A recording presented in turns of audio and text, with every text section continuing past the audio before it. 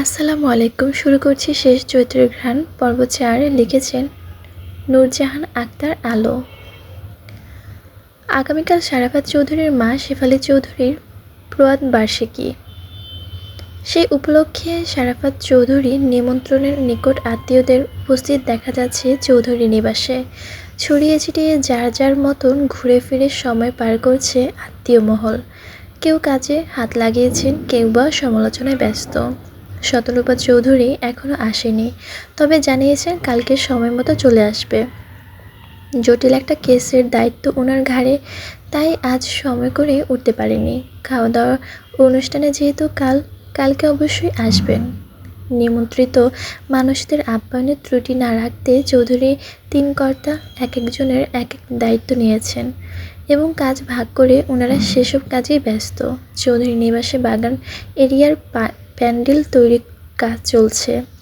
সারি সারি চেয়ার পেতে সেখানে বসানো হবে আমন্ত্রণীয় মেহমানদের।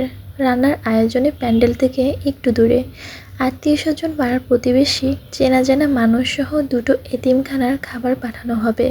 সব মিলিয়ে ১০০০ মানুষের খাবারের আয়োজন করা হয়েছে। তবে এবারই প্রথম তা নয়, প্রতি বছর এই দিনটাকে এভাবেই এত এত মানুষ খাওয়ান সারাফাত চৌধুরী এবং দোয়া চেয়ে নিন মৃত বাবা ও মায়ের জন্য। ঘড়িতে সময় সকাল 10:30। শুদ্ধ আর শাওনের চৌধুরী বাজার সাদাইয়ের কাজ সেরে কেবল বাসায় ফিরেছে। প্রচণ্ড গরমে যান যায় অবস্থা। পরনে টি-শার্ট ভিজে জবজব করছে। আজ সকাল থেকে সূর্যটা যেন মাত্রা অতিরিক্ত ক্ষেপে আছে। রাগের বহিঃপ্রকাশ হিসেবে গরমের তীব্রতা দুর্ভোগ হিসেবে উগরে দিচ্ছে জনজীবনে। এদিকে এত মেহমান, এত গল্পকথা, হাসাহাসি শব্দে মেজাজটা যেন আপনা আপনি চিরচির করে বেড়াচ্ছে। অসহ্য লাগছে সব কিছু। গতরাতে ঠিকঠাক ঘুম পুরো না হওয়ার কারণে মাথা ভার হয়ে আছে, চোখ লাল হয়ে আপনা আপনি বুজে আসছে। তবুও নির্বিকার হয়ে মেজ চাচ্চুর সঙ্গে বাজারের কাজ সারল শুদ্ধ। ডেকোরেটরের লোকদের কাজ বুঝিয়ে দিল। লিস্ট দেখে যেগুলো মিস হয়ে গিয়েছে সেগুলো নতুন করে লিস্ট করলো। আবার বাজারে গিয়ে সেগুলো এনে বাবুর্চিদের হাতে ধরে বুঝিয়ে দিতে থাকলো। ড্রয়িং রুমের অনেক মানুষের উপস্থিত দেখে সায়ন চৌধুরী নিজেও ফ্রেশ হওয়ার জন্য সোফা ছেড়ে উঠে দাঁড়িয়ে শুদ্ধকে বললেন, যা ফ্রেশ হয়ে রেস্ট নে, একটু পরে আবার যেতে হবে। এই কথা বলে সায়ন চৌধুরী চলে গেলে অগত্যা শুদ্ধ উঠে দাঁড়ালো। উকি ঝুঁকি মেরে মা কিংবা বোনদের কাউকে দেখতে পেল না। এত গরমে বাইরে থেকে এলো, কেউ যে এক গ্লাস পানি দেবে তাও কারো হুঁশ নেই। রান্নাঘরের সামনে আত্মীয়দের জটলা দেখে নিজেও আর সেদিকে গেল না। ক্লান্ত শরীরে সিঁড়ি বেয়ে ওঠার সময় দেখা হলো স্বর্ণের সঙ্গে। স্বর্ণকে দেখে বিরক্ত সুরে বলল, সবগুলো একসাথে কোথায় হারাস তোরা? কাজের সময় একটারও পাওয়া যায় না। সায়ন ভাইকে মেডিসিন দিতে গিয়েছিলাম। মা কোথায় দেখেছিস? বড় মা রান্নাঘরে আছে বোধহয়। মাকে গিয়ে বল আমার খাবারটা উপরে পাঠিয়ে দিতে। ঠিক আছে। এই কথা বলে শুদ্ধ পাশ কাটিয়ে রুমে চলে গেল। তাকে যেতে দেখে স্বর্ণ ওনার আড়ালে থাকা ফোনটা শক্ত করে ধরে শ্বাস ছাড়ল। ভাগ্যিস ধরা পড়েনি, নয়তো শীতলের ফোনটার মতন তার ফোনটাও অকালে অক্কা পেত। সে আশেপাশে তাকিয়ে ফোন কানে ধরে পরে কথা বলবে বলে কল কেটে আগে ছুটল রান্নাঘরে। শুদ্ধ ভাইয়ের আদেশ মানে সঙ্গে সঙ্গে করা প্রয়োজন, নয়তো বাস কখন কোন দিকে আসবে তা বলা মুশকিল। বাড়ির গৃহিণীরা রান্নাঘরে বসে গল্পে গল্পে অনুষ্ঠানের জন্য আনা বাজার সাদাই গুছিয়ে রাখছেন। এখানে শীতল শখও আছে। শখ মায়ের হাতে হাতে কাজ গুছিয়ে দিলেও শীতল বসে বসে কিসমিস চিবাচ্ছে। তার মন মেজাজ খুব খারাপ, এতটা খারাপ কেউ কিছু বললেই খেকিয়ে উঠছে, তর্ক করছে, ঝগড়াও হয়েছে দুজনের সঙ্গে। তারপর সকাল থেকে গাঢ় হয়ে রান্নাঘরে বসে আছে, এখান থেকে সরেনি, কারোর সঙ্গে কথাও বলে না। কারণ কড়াভাবে আদেশ জারি করা হয়েছে তাকে যেন স্মার্টফোন কিনে দেওয়া না হয়। যে দিবে আগে তার বিচার হবে, তারপর শীতলের। এই সিদ্ধান্তের পরপরই বিশেষ বিবেচনার মতো পরিবর্তনও করা হয়েছে। মেয়ে কলেজে পড়ে, বাইরে যাবে, কখন কি প্রয়োজন হয় বলা যায় তো। বিশেষ বিবেচনায় তাকে বাটন ফোন দেওয়ার সিদ্ধান্ত নিয়েছে, শুধু বাইরে গেলে যোগাযোগের জন্য। এছাড়া জরুরি প্রয়োজন হলে বাসার কারো ফোন থেকে নিতে পারবে, তবে সেটা কিছুক্ষণের জন্য, সময় নির্ধারণ করে। আর এই আদেশ জারি করেছে তার বাবা শাহাদাত চৌধুরী। বাবার কথা শোনার পর থেকে তার মন মেজাজ ভালো নেই, রিকোয়েস্ট করেও লাভ হয়নি। ইস, তবে টিকটক করা শুরু করেছিল। দিন দিন একটু একটু করে লাইক ও কমেন্টের সংখ্যা বাড়ছিল তার ফ্যান ফলোয়ার। আর এখনই ফোন হারাতে হলো। ওহ থুরি, তার ফোন তো হারায়নি, আছড়ে ভেঙে ফেলা হয়েছে। তাও আবার কে ভেঙেছে? এই বাড়ির শুদ্ধ পুরুষ। থুরি, এখানে একটু ভুল হলো। শুদ্ধ পুরুষ নয়, তাকে বলা উচিত দূষিত পুরুষ, কারণ এই একমাত্র পুরুষ তার জীবনের স্বাধীনতা কেড়ে নিয়েছে। মর্জির দাম দেয় না, উল্টে তার আদেশ জোরপূর্বক চাপিয়ে দেয়, কিছু বলাও যায় না।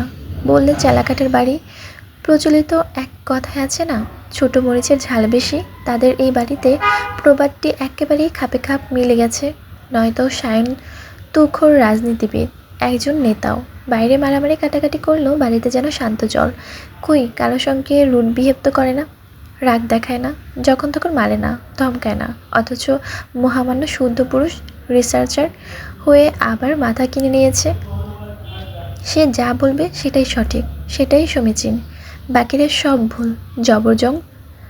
মারামারি ধমকাধমকি কোনো কিছু সে বাদ রাখে না। গতবার বাসায় সে চটাস করে বলে বসলো, বাড়ির কোনো মেয়ে বউ হিজাব ছাড়া বের হতে পারবে না, পর্দা না করলেও মার্জিত পোশাকে চলতে হবে। যদি সে ভুলেও দেখে তার কথার হেরফের হয়েছে, তাহলে খবর আছে। ব্যাস হয়ে গেল। এরপর দিন বড় মা সবার হাতে হিজাব ধরিয়ে দিল। এখন হিজাব ছাড়া বাইরে যায় না কেউ। গরমে চুলের গোড়ায় ঘাম জমে চুলে ভিজে যায়, তাও হিজাব ছাড়া বের হওয়ার জোর নেই। এখানেই শেষ নয়, আরও অনেক নিষেধাজ্ঞা আছে তাদের সবার জন্য। আর এসবে সে বিরক্ত নয়, মহা বিরক্ত। মাঝে মাঝে চিৎকার করে বলতে ইচ্ছে করে, এসব যন্ত্রণা থেকে মুক্তি দেন শুদ্ধ ভাই। খুব প্রয়োজনে বিয়ে করে বউকে এসব প্যারা দেন। কিন্তু মায়ের ভয়ে বলা হয়ে ওঠে না। বললে চাপার দাঁত একটাও আস্ত থাকবে না, তা বলার অপেক্ষা রাখে না। হঠাৎ কাঁধে ঝাঁকুনি খেয়ে শীতল ভাবনার জগৎ থেকে বেরিয়ে এলো। খেয়াল করলো রান্নাঘরে শুধু বড় মা ছাড়া কেউ নেই। আচমকা বাকিরা কোথায় গেল জানতে চাইলে বড় মা জানালো, প্যান্ডেল করার জন্য একটা ছেলে মই নিয়ে উপরে উঠতে গিয়ে বেখেয়ালি মাটিতে পড়ে গেছে। তাকে দেখতে বাকিরা বাগানে ছুটেছে। এই কথা শুনে সেও যাওয়ার জন্য পা বাড়ালো। সীতারা চৌধুরী তাকে ধরে থামিয়ে দিলেন। তারপর তার হাতে খাবারের ট্রে ধরিয়ে দিয়ে বললেন, খাবারটা শুদ্ধরের রুমে দিয়াই তো মা, আমি গিয়ে দেখি ছেলেটার কী অবস্থা। এই কথা বলে উনি অ্যান্টিসেপ্টিক ক্রিমটা হাতে নিয়ে নিজেও দ্রুত পায়ে রান্নাঘর ছাড়লেন। শীতল বিরক্ত হয়ে রাগে গজগজ করতে করতে গেল খাবার পৌঁছে দিতে। কতদিন যার মার খেলো, তাকে এখন খাবার দিতে যেতে হচ্ছে। এটাই হচ্ছে তার নিয়তি। সে শুদ্ধের রুমে নক করে সায়নের রুমে উঁকি মারতে ভুলো না। সায়ন বেঘোর ঘুমাচ্ছে। কড়া মেডিসিনের প্রভাবে দুদিন ধরে পড়ে পড়ে ঘুমাচ্ছে সায়ন। ফোনটা কাছে নেই বিধায় ঘুমাতে পারছে, নয়তো মিনিটে মিনিটে ফোন এসে তার কান ঝালাপালা করে দিত। সেদিন সায়নের ব্যান্ডেজ দেখে শাহাদাত চৌধুরী ভেবেছিল অল্প স্বল্প আঘাত, কিন্তু আদৌ তা নয়। পরদিন ডাক্তার যখন ক্ষতস্থান ড্রেসিং করিয়ে তার ব্যান্ডেজ চেঞ্জ করায়, তখন সেটা দেখে আঁতকে ওঠে অনেকেই। সীতারা চৌধুরী ডুকরে কেঁদে ওঠে। এসব ছাড়ার জন্য আবার বোঝায়। মায়ের কান্না দেখে সায়ন নিশ্চুপ থাকে, তবে আনমনে খুঁজতে থাকে তার রাগী বাবাকে। অথচ যাকে খুঁজে দুদিন পেরিয়ে গেলেও উনি আসে না, জিজ্ঞাসা করেন না তার শরীরের কী অবস্থা, আর না ছেলের কথা কারোর কাছে জানতে চেয়েছেন। কেউ বলতে গেলে তাকে হাতের ইশারা দিয়ে থামিয়ে দিয়েছেন। এমন না ছেলেটা মহৎ কাজ করে গিয়ে আহত হয়ে ফিরে এসেছে। সে রাজনীতি করে, মস্ত বড় রাজনীতিবিদ। সে থাকুক তার মতো। এ কথা বলে শারাফাত চৌধুরী একবারও এদিকে পা মারাননি। তবে শুদ্ধর থেকে সায়ন ভাই যে শতগুণে ভালো, এ কথা কেউ বোঝে না কেন? বুঝলে সায়ন ভাইকে নয়, বরং খাঁটা শুদ্ধকে বকাঝোকা শোনাতো। হঠাৎ দরজা খোলার শব্দ পেয়ে শীতল ঘাড় ঘুরিয়ে তাকিয়ে দেখে শুদ্ধ ভ্রুকুচকে তাকিয়ে আছে। সদ্য শাওয়ার নিয়েছে, পরনে আকাশি টি শার্ট ও কালো ট্রাউজার। সে সায়নের রুমের দরজার থেকে সরে এসে শুদ্ধর মুখোমুখি দাঁড়ালো। তারপর অন্যদিকে তাকিয়ে বলল, খাবার বড়মা পাঠালো। থমথমে হয়ে আছে শীতলের মুখ। বিরক্ত বটে। এই লোকটাকে তার সহ্য হয় না। চাচাতো ভাই হয়েছে তাতে কী হয়েছে? তার অতিরিক্ত শাসনের জন্য সে তার চক্ষুশূল। তার মুখভঙ্গি পড়ে শুদ্ধ খিটখিটে মেজাজে বলল, কোনো অসহায় মানুষকেও তো কেউ এইভাবে খাবার দেয় না। মিনিমাম ম্যানার্সটুকু কি গিলে খেয়েছিস? এই কথা বলে শীতলের বাড়িয়ে দেওয়া ট্রেটা শুদ্ধ হাতে ধরল না, দরজা থেকে সরে দাঁড়ালো। শীতল মনে মনে তাকে গালি দিতে দিতে রুমে গিয়ে সেন্টার টেবিলে আস্তে করে ট্রেটা রাখলো। সেটা রাখতে গিয়ে চোখ গেল তার ভাঙাচোরা ফোনের দিকে। ফোনটার দিকে হাত বাড়াতে গেলে শুদ্ধ বাহু ধরে বিছানার দিকে এক ধাক্কা মেরে বসিয়ে দিল। শীতল তিরিক্ষণ মেজাজে কিছু বলার আগে শুদ্ধ চোয়াল শক্ত করে বলল, শুনলাম আমাকে নাকি গালাগাল দিয়েছিস তুই। অভিযোগ করছিস আমি তোকে শুধু শুধু মারি? চাচাতো বোন বলে তোর ভালো সহ্য করতে পারি না আমি? হ্যাঁ বলেছি, এখনও বলছি, তুমি আমাকে শুধু শুধু মারো। ছোট বোন প্রেম করলে অন্য ভাইরা বুঝিয়ে বলে, আর তুমি আমাকে বোঝানোর দূর ডাকাতের মতন চেলাচাকার দিয়ে মারছো। এত অভিযোগ? কেন করবো না অভিযোগ? এত জোরে কেউ মারে? বেশ করেছি। আর করবি টিকটক? করবো তো, আবার করব। মুখে তর্ক তর্ক করছিস? মারের ব্যথা কমে গেছে তাই তো? আরেক ঘা খাবি? শীতল রাগে গজগজ করে অন্যদিকে তাকিয়ে রইল। অভিমানে তার মন মেজাজ তিরিক্ষ হয়ে উঠেছে। আর কিছুক্ষণ থাকলে উল্টাপাল্টা বলে বসতে পারে। তাই সে যাওয়ার জন্য পা বাড়াতে শুধু তার পথ আগলে দাঁড়ালো। তারপর নিজেকে সামলে জোরে জোরে শ্বাস ছেড়ে ল্যাপটপটা এগিয়ে দিয়ে হিসিয়ে বলল, কমেন্ট বক্স দেখ। শীতল ল্যাপটপ কোলে নিয়ে দু পা তুলে বিছানায় এক কোণে বসলো। শুদ্ধ কথা না বাড়িয়ে খেতে বসলো। কিছু খেয়ে মেডিসিন খাওয়া জরুরি তার। শীতল গালে হাত দিয়ে কমেন্ট বক্স চেক করতে করতে হাসছে। ফ্যানরা তার টিকটক পছন্দ করেছে, প্রশংসা করেছে, আরও বেশি করে টিকটক করার জন্য উৎসাহ দিচ্ছে। এরা কত ভালো চায় তার। সে মহা আনন্দে ঝুমঝুম করে মন দিয়ে কমেন্টগুলো চেক করতে হঠাৎ আঙ্গুলের খোঁচা লাগলো তার গালে। ব্যথায় কুকিয়ে উঠল সে। ব্যথাতুর শব্দ শুনে শুদ্ধ ভ্রুকুচকে তাকাতে খেয়াল করলো শীতলের বাম গাল দিয়ে রক্ত বের হচ্ছে। কদিন যাবৎ শীতলের কপালে দু গালে থুতনিতে দু চারটা ব্রণ উঠেছে। ফর্সা গালে লাল হয়ে আছে এক একটি ব্রণ। কিশোরী থেকে সদ্য যৌবনে পা দিলে এসব খুবই ন্যাচারাল। তাছাড়া ব্রণ নানান কারণে হতে পারে। শুদ্ধ শুধু যে সদ্য যৌবন তা নয়, এমনও হতে পারে আজকাল সে পানি কম খাচ্ছে অথবা ঠিকমতো ঘুমাচ্ছে না। হতেও পারে পূর্বের চেয়ে তার স্কিনে অয়েলি ভাবটা বেড়েছে। এসব নিয়ে কিছু বলার প্রয়োজন বোধ করল না শুদ্ধ। শীতল ওড়নাটা দিয়ে সদ্য গলে যাওয়া ব্রণের রক্ত মুছে পুনরায় সে কমেন্ট চেক করতে গিয়ে তার চোখ আটকালো একজনের কমেন্টে। সদ্য যৌবনে পা দেওয়া আবেদনময়ী প্রেমিকা আমার, খুব ভালোবাসি জান, তোমার এই যৌবন সুধা পান করার অপেক্ষায়। এই কমেন্ট করেছে তার কদিনের জন্য বানানো প্রেমিক ফারাবি। এটাই সে প্রেমিক যাকে সায়ন ডেন্ডিখোর বলেছিল। ফারাবির কমেন্ট দেখে শীতল রাগে কিরমির করে তাকিয়ে রইল কমেন্টটার দিকে। ফারাবি কি করে পারলো এসব নোংরা কথা বলতে? তার বুদ্ধিতেই তো টিকটক করার সিদ্ধান্ত নিয়েছিল। পরিচিত লাভ এবং উপার্জনের উৎস হিসেবে বেছে নিয়েছিল টিকটক, অথচ পাবলিক প্লেসে এভাবে ছোট করতে পারলো। ফারাবের কমেন্টের পর ঘণ্টাখানেক আগে করা আরেকজনের কমেন্টে নজর আটকালো তার। ব্রণ দেখে মনে হচ্ছে যৌবন জ্বালা রাত বিরতে ঘুমাতে পারে না। গত রাতে করা তৃতীয় কমেন্ট, হেই সেক্সি, রসের আলাপ সারতে ইনবক্স প্লিজ। আরেকটি কমেন্ট থেকে শীতলের কথা হারিয়ে গেল, হাসি মিলিয়ে গেল, চোখ দিয়ে ঝরতে লাগলো কয়েক ফোঁটা অশ্রুজল। সে ঝাপসা দু চোখে এই কমেন্টটাও পড়ল। সায়ন শুদ্ধ বোনদের পালতে পারছে না বোধহয়, এজন্য রাস্তা নামিয়েছে। চৌধুরী বাবুরা দেখি বাড়ির মেয়েদেরকে দিয়ে ব্যবসা চালু করেছে। চালিয়ে যাও, ভালো হচ্ছে। পরের ভিডিওটা রেটটা জানিও। এই কমেন্টে আরেকজন রিপ্লাই করেছে, ভাই রেট জানলে আমাকেও জানায়েন। আমরা না গেলে চৌধুরীদের ব্যবসা লাটে উঠবে তো।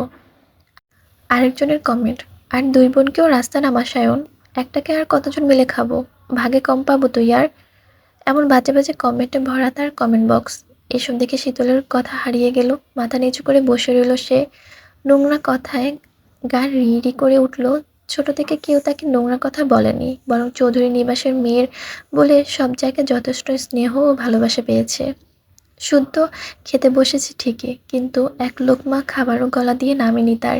সে খাবার থেকে হাত উঠিয়ে ধারালো দৃষ্টিতে তাকিয়ে আছে ভীত হরিণীর ন্যায় বসে থাকা শীতলের দিকে। শীতলের সাহস নেই চোখ তুলে তাকানোর, তবুও বুঝতে পারছে কেউ তীক্ষ্ণ দৃষ্টিতে তাকে পরখ করছে।